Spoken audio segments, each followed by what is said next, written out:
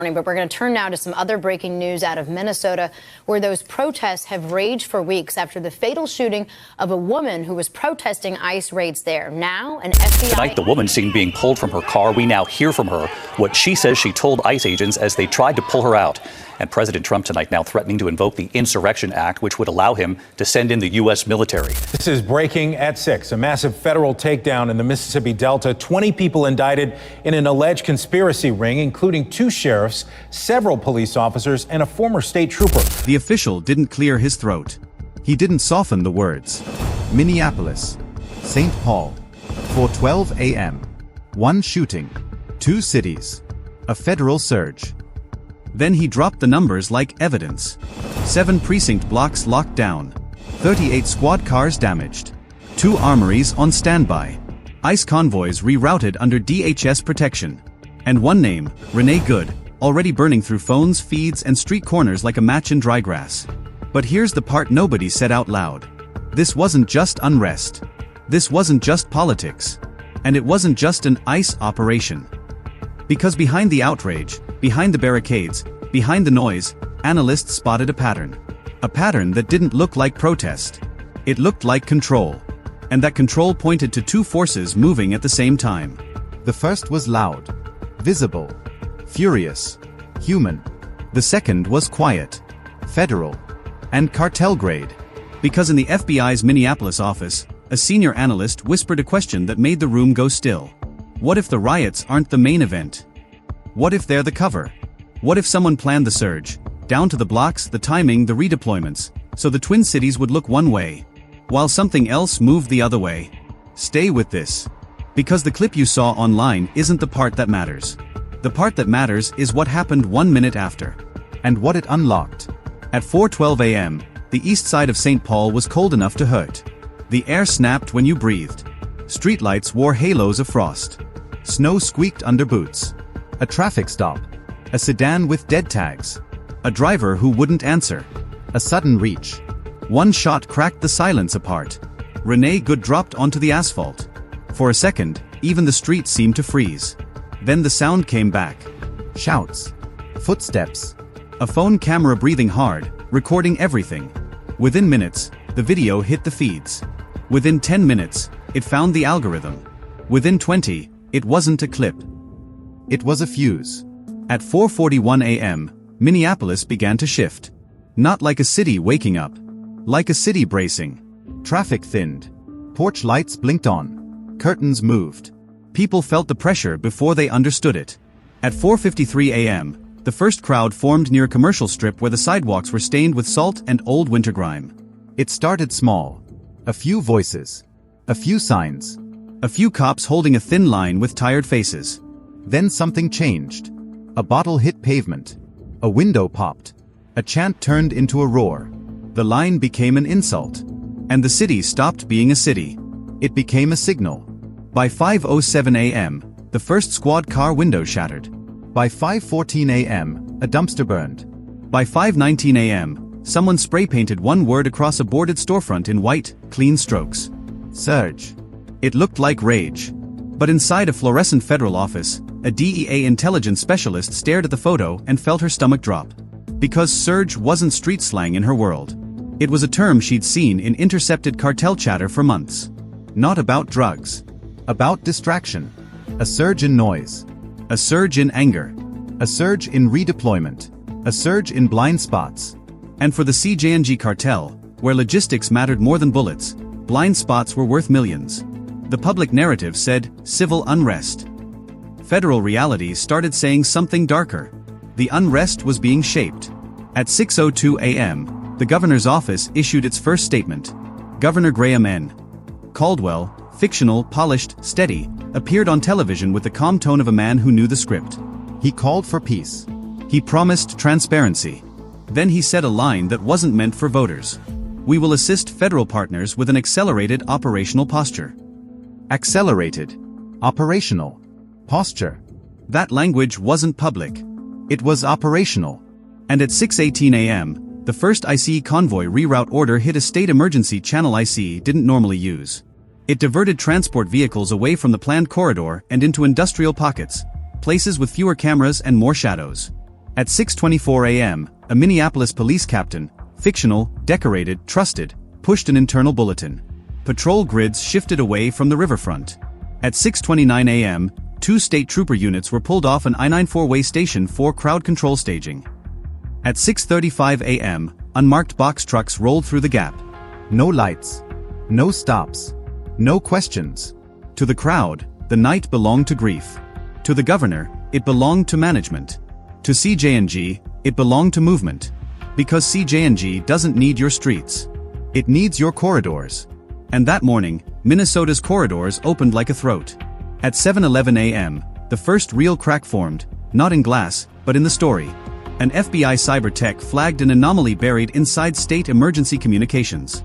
Tiny encrypted pings. Hidden in routine traffic. Like parasites riding clean blood. Each ping carried a payload. Route confirmations.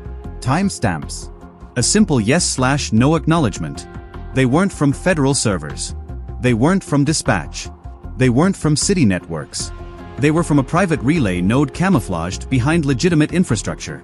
And when analysts traced the relay, it led to a name with a smiling public face. The North Star Civic Renewal Fund. In Minnesota politics, that name meant charity dinners, rebuilding grants, big speeches. Governor Caldwell himself had praised it. Posed beside it. Thanked it for stability. But as the FBI peeled back the paperwork, stability started to look like a costume. Board members tied to shell corporations. Payments routed through offshore corridors. Anonymous donors, whose patterns matched cartel laundering. Restaurants. Logistics firms. Sham nonprofits. Money cleaned, then reintroduced as virtue. This wasn't corruption. This was infrastructure. Engineered. Layered. Professional. Then the analysts found the file. A clean, cold title inside the relay's storage. Project Lanternfall. A map. Minneapolis. St. Paul. Industrial corridors. Port access points along the river. Storage nodes. Pressure points. Red pulses weren't protests. They were targets. Blocks designed to ignite. Blocks designed to pull police away from key routes. If you're watching, ask yourself something simple. How often do spontaneous flash riots ignite in exactly the right places, to create exactly the right blind spots, at exactly the right time? At 8:03 a.m., emergency authorization expanded a sensitive federal investigation already simmering under the surface. Because now the Twin Cities weren't just burning. They were being used. At 8:17 a.m., a multi-agency task force formed in a secure room. FBI, DEA, ICE, DHS. A SWAT liaison unit standing by, because everyone knew what came next. Doors. Hard doors. At 9:46 a.m., Caldwell went on television again. His tone sharpened. He talked about outside agitators. He talked about order. Then he delivered the line that detonated across the country. If this continues, we will request federal authority to restore stability by any means necessary. By any means. The public heard a threat. Federal agents heard a setup. Because when you float the Insurrection Act into the national bloodstream, you create cover for almost anything. Restricted zones. Unquestioned convoys. Rapid redeployments. Muted oversight. And if you're running cartel infrastructure inside a state, chaos is the best place to hide it. At 11:12 a.m., the Lanternfall servers generated a next steps file. A phase list. Clean. Cold. Operational. Phase 1, ignite civil pressure. Phase 2, expand federal surge optics. Phase 3, relocate assets through secured corridors. Phase 4, sever internal leaks. Phase 4, sever internal leaks. That meant someone inside the system was already compromised, or about to be hunted. And now the case wasn't just drugs.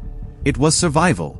At 4:18 p.m., a mobile command center lit up with feeds, traffic sensors, city cameras, drone thermal overlays authorized under emergency protocols. Red markers pulsed across both cities like infections. Not just riot hotspots. Logistics nodes. A charity office with a basement power draw that made no sense. A private storage facility near rail lines. An upscale condo tower rented under fake identities. A rural estate outside the Twin Cities with a heated outbuilding big enough to hide a fleet. Registered under a trust. Managed by a law firm. Connected to the fund. Connected to Caldwell. The CJNG fingerprints were everywhere. Coded references, courier patterns, payment flows. But the state-level signature was the smoking gun. A digital authorization key tied to crisis override credentials. Only a handful of people could use it. And the metadata pointed to 3 origin points. The governor's secure office network, a private residential connection, and a restricted state security annex used for hardened communications. A place cartel money should never reach. Unless the cartel had someone who could open the door. By 9:51 p.m., the federal coordinator made the call. This ends tonight.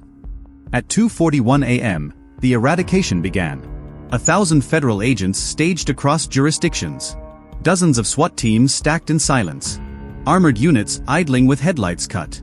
Blackhawks rotating above the dark, the sound a low, steady threat. Inside the mobile command rig, the screen showed the Twin Cities like a living organism. Each target pulsed. Each team waited. Then the order came. Go. At 2:58 a.m., Team 1 hit the North Star Civic Renewal Fund office. The lobby looked harmless. Soft lighting. Framed photos. A donation box by the receptionist desk. But the basement stairwell was warm. Too warm. The air thickened with the hum of equipment. Then the door came down. Inside, server racks. Hardened. Redundant. Professional. Satellite phones sealed in foam. Burner devices labeled by city. Cash bricks wrapped like food. And on a work table, sealed pouches of fentanyl pills, pressed clean and uniform. A charity didn't need that. A cartel did. At 3:06 a.m., Team 2 hit the storage facility near the rail lines. Gate chain snapped. Door folded. The smell hit first: plastic, chemicals, cold metal. Under tarps and pallets. Meth, crystalline and pale. Heroin bricks. Cocaine packed tight. Fentanyl powder sealed in thick bags. Then a false wall opened. Behind it, a tunnel mouth. Not finished, but real. A future corridor. A promise. At 3:14 a.m., Team 3 slid into the condo tower. No sirens. No shouting. Quiet control. Elevator access. Hallway lock. Door wedge. Then breach. Inside a penthouse that smelled like expensive whiskey and cologne, 3 men in tailored clothes tried to burn documents in a sink. Not gunmen. Couriers. The kind who carry access instead of weapons. On the table. Route schedules. Offshore account details. Ledger codes. And an envelope stamped with the state seal. At 3:27 a.m., the estate raid started. Snow unbroken. Trees black against a gray sky. A security camera panned slow and confident. Then it died. The SWAT stack hit the outbuilding first. Breach. Flash. Echo. Inside, under warm lights. 3 black SUVs with false plates. Hidden compartments. Hydraulic tools. A wall monitor showing live traffic feeds. And a Minnesota map marked with corridors that matched riot pressure points from the day before. That's when it became undeniable. The riots weren't random. They were routing. When the team entered the main residence, they didn't find a governor giving speeches. They found a desk still warm. A laptop open. A half-finished cup of coffee. And a document on the screen titled, Lanternfall, Executive Authorization. At the bottom, a digital signature key tied to Governor Caldwell's crisis override credentials. He'd been there minutes ago. Now he was gone. At 3:46 a.m., a bolo hit federal channels. An unmarked convoy moving toward St. Paul Regional Airport. At 3:58 a.m., ICE agents intercepted an access road. At 4:02 a.m., Caldwell was taken into custody near a hangar with lights on and engines ready. He didn't fight. He didn't plead. He looked past the agents like he was still calculating outcomes. Like a man who believed the system he built would survive him. But the system was already bleeding. Because inside the seized servers, investigators found something worse than drugs. They found a parallel state. A second enforcement structure without uniforms. Patrol grids manipulated by hidden schedules. Way stations closed for maintenance exactly when convoys moved. Cameras malfunctioning in repeating patterns. Internal messages that read like quiet obedience. Hold back until clearance. Delay response. Let it burn. Then the file that made the room go cold. Renee good response package. Pre-written posts. Hashtag timing. Recommended protest routes. Suggested phrases designed to spike anger. And a list of city blocks highlighted in red. The exact blocks that, when ignited, pulled law enforcement away from industrial corridors. Renee Good's death, fictional in this story, wasn't just tragedy. It was fuel. Used, directed, converted into logistics. If that makes you angry, good. It should. Because this is what cartel infiltration looks like when it grows past street crime. It becomes social engineering. It becomes governance. It becomes a machine that eats public trust and spits out corridors for narcotics. The CJNG cartel didn't need to invade Minnesota with gunmen. It needed one executive signature. One governor willing to turn emergency powers into cartel shields. One man willing to trade order for control. This wasn't negligence. This was engineered treason. By dawn, the second wave began, internal arrests. A dispatch supervisor, fictional, who accidentally leaked redeployments. A senior sergeant who redirected units without reason. An airport operations chief who cleared hangar access. A legislative aide who moved language through bills like poison in water. Honest officers watched those arrests with faces that looked older than their years. Because the badge doesn't just protect you. It also binds you. And when a badge is compromised, every honest officer pays the price in trust. That's another cartel tactic. Not just deliver drugs. Destroy belief. Make the public doubt every uniform. Make reform feel impossible. Make rage the new normal. By midday, the Twin Cities had taken more damage in hours than in years. But the underworld took worse. Because the seizures weren't rumors. They were photographed, logged, boxed, server farms cloned and impounded, cash stacks wrapped and counted, weapons indexed, drug inventory measured in weight and pill counts. And the final Lanternfall file explained the endgame in plain language. Minnesota wasn't just a route. It was a template, a proof of concept, a model for building. Cartel protection into state operations, charities laundering money in daylight, unrest used as routing signals, emergency declarations used as cover, and public safety rewritten into cartel safety.